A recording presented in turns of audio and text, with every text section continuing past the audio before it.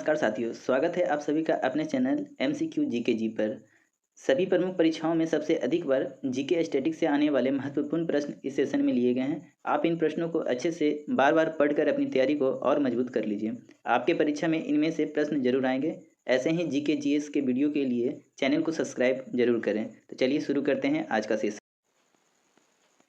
पहली बार विश्व cup football tournament का आयोजन किस देश में किया गया था? तो उरुग्वे में किया गया था। पहली बार विश्व कप फुटबॉल टूर्नामेंट का आयोजन पहली विश्व कप फुटबॉल टूर्नामेंट का आयोजन हुआ था 1930 में उरुग्वे में। सबसे अधिक बार फीफा फुटबॉल विश्व कप जीतने वाला देश कौन सा है? तो ब्राज़ील है। फीफा की स्थापना हुई थी 21 मई 1904 ईस्वी को। फीफा का मुख्यालय है ज्यूरिख, स्विट्जरलैंड में। देश उरुग्वे है जिसकी राजधानी है मोंटविडियो। उरुग्वे दक्षिण अमेरिका महाद्वीप का देश है। उरुग्वे का मुद्रा है पेसो। उरुग्वे देश की मुद्रा है पेसो।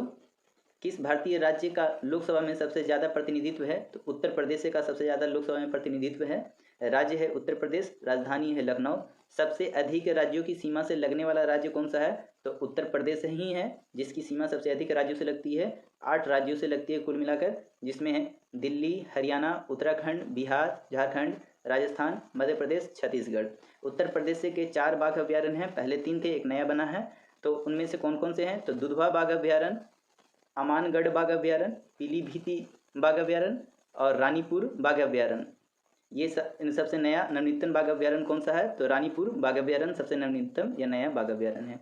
काला नमक चावल महोत्सव कहाँ हुआ था? तो उत्तर प्रदेश में हुआ था काला नमक चावल महोत्सव। कागज रहित बजट पेश करने वाला पहला राज्य कौन सा है? तो उत्तर प्रदेश ही है कागज रहित बजट पेश करने वाला पहला राज्य। संसद का निम्न सदन है लोकसभा, जनता का सदन है लोकसभा। लोकसभा में सदस्यों की अधिकतम संख्या होती है 552, जिसमें से 530 सदस्य राज्यों द्वारा और का प्रतिनिधित्व करते हैं तथा 20 सदस्य संघ शासित प्रदेशों का प्रतिनिधित्व करते हैं। संसद के गैर सदस्यों में कौन संसद को संबोधित कर सकता है? तो भारत का अटॉर्नी जनरल। गणित में फील्ड पदक जीतने वाली पहली महिला गणितज्ञ है मरियम मिर्जा खानी। अनहैप्पी इंडिया के लेखक हैं लाला लाजपत राय। बुद्धि के लिए जिम्मेदार मस्तिष्क का हिस्सा है सेरिब्रम। मस्तिष्क के कितने भाग होते हैं? 3 भाग होते हैं, अग्र मस्तिष्क, मध्य मस्तिष्क और पश्चिम मस्तिष्क। मस्तिष्क के 3 भाग होते हैं। कच्चे पेट्रोलियम को किस विधि के द्वारा शुद्ध किया जाता है? तो प्रभाजी आसवन विधि द्वारा कच्चे पेट्रोलियम को शुद्ध किया जाता है। कच्चे पेट्रोलियम के शुद्धिकरण से कितने पदार्थ प्राप्त होते हैं? तो उनमें से पेट्रोल प्राप्त होता है, केरोसिन प्राप्त होता है और डीजल प्राप्त होता है। भारतीय जहाज रानी निगम लिमिटेड की स्थापना कब हुई थी? 2 अक्टूबर 1961 को। बैटरी में इस्तेमाल नाइट्रोजन का यौगिक कौन सा होता है? अमोनियम क्लोराइड बैटरी में इस्तेमाल किया जाता है, नाइट्रोजन का यौगिक होता है। प्राकृतिक रबड़ को सल्फर के साथ मिलाकर गर्म करने की क्रिया क्या कहलाती है? तो वल्कनीकरण कहलाती है। अरावली पहाड़ों की सबसे ऊंची चोटी कौन सा है? तो गुरु शिखर। अरावली की सबसे ऊंची चोटी कौन सी है? गुरु शिखर। अरावली पहाड़ कहाँ स्थित है? तो राजस्थान में स्थित है अरावली पहाड़। माउंट आबू हिल स्टेशन किस पहाड़ी पर है? अरावली पर है। दिलवाड़ा जैन मंदिर कहाँ है? तो माउंट आबू पर है, जो अरावली पर है। अरावली के पूर्व से निकलने वाली नदी है बनास नदी। अरावली के पश्चिम से निकलती है लूनी नदी। अरावली कैसा पर्वत है? तो अवशिष्ट पर्वत है अरावली। राष्ट्रपति भवन किस पहाड़ी पर बना है? तो अरावली पहाड़ी पर ही बना हुआ है। पर्वतों का अध्ययन क्या कहलाता है? तो ओरोलॉजी कहलाता है। ओरोलॉजी में पर्वतों का अध्ययन करते हैं। पर्वत कितने प्रकार के होते हैं? तो 3 प्रकार के होते हैं, ज्वालामुखी पर्वत, भ्रंतोस पर्वत और बलित पर्वत। जब लंदन में पहला गोलमेज सम्मेलन बुलाई गई थी उस समय ब्रिटिश प्रधानमंत्री कौन थे? तो रैमजे मैकडोनाल्ड थे। संपत्ति बाजार में भूमि एवं रियायती क्षेत्र को क्या कहते हैं? तो रियल एस्टेट कहते हैं। केंद्र सरकार की ओर से भारत में मुद्रा नोट जारी करने का अधिकार किसको है? भारतीय रिजर्व बैंक का। भारतीय रिजर्व बैंक का राष्ट्रीयकरण हुआ था 1 जनवरी 1949 ईस्वी को। उपनिषदों की कुल संख्या कितनी है? तो 108 उपनिषद हैं कुल। किस लड़ाई में हुमायूं को शेरशाह सूरी ने पराजित किया था? तो कन्नौज की लड़ाई में हुमायूं को शेरशाह सूरी ने पराजित किया था। कन्नौज की लड़ाई कब हुई थी? तो 1540 में हुई थी कन्नौज की लड़ाई। भारत में क्रिप्स मिशन का आगमन कब हुआ था? तो 1942 में भारत में क्रिप्स मिशन का आगमन हुआ था। राज्य की मंत्रिपरिषद किसके प्रति जवाबदेही होती है? तो विधानसभा के प्रति। मनुष्य किस ध्वनि तरंग को सुन सकता है? तो 20 हर्ट्ज से 20,000 हर्ट्ज की ध्वनि को मनुष्य सुन सकता है, जिसे श्रव्य तरंग कहते हैं। श्रव्य तरंग की लंबाई होती है 20 हर्ट्ज से 20,000 हर्ट्ज। अवश्रव्य होता है 20 हर्ट्ज से कम ध्वनि वाला तरंग और पराश्रव्य होता है 20,000 हर्ट्ज से अधिक ध्वनि तरंग। 20,000 हर्ट्ज को कई बार 20 किलो हर्ट्ज भी लिखा जाता है। 20 किलो हर्ट्ज। किसने क्वांटम सिद्धांत का प्रतिपादन किया था? तो मैक्स प्लांक ने किया था। सोडियम का परमाणु क्रमांक कितना है? तो 11 होता है। इसी तरह से हाइड्रोजन का परमाणु क्रमांक कितना होता है? 1 होता है। हीलियम का 2, कार्बन 6, नाइट्रोजन 7, ऑक्सीजन का 8 होता है। सागरमाला परियोजना भारत में कब लागू की गई? तो मार्च 2015 में किया गया। निषेचन, विकास, विभाजन और विभिन्नता के अध्ययन को किस नाम से जाना जाता है? तो भूर्ण विज्ञान कहते हैं। 86वां संविधान संशोधन अधिनियम 2002 के बाद मूलभूत कर्तव्य की सूचीबद्ध है। तो 11 मूलभूत कर्तव्य हैं, पहले 12 थी।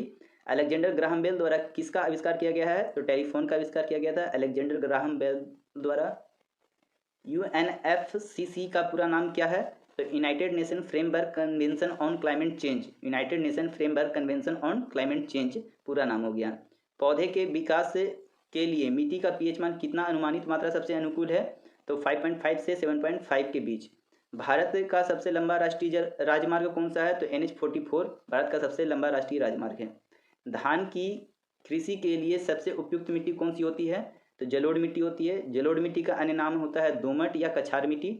काली मिट्टी का अन्य नाम है रेगुर मिट्टी। मिट्टी के कितने प्रकार होते हैं? तो मिट्टी के मुख्यतः 5 प्रकार होते हैं। जलोढ़ मिट्टी, काली मिट्टी, लाल मिट्टी, लेटराइट मिट्टी और मरु मिट्टी। भारत में सबसे अधिक मिट्टी पाई जाती है जलोढ़ मिट्टी, कुल क्षेत्रफल का 40%। कपास के लिए उपयुक्त मिट्टी काली मिट्टी, जिसका रेगुर मिट्टी भी कहते हैं।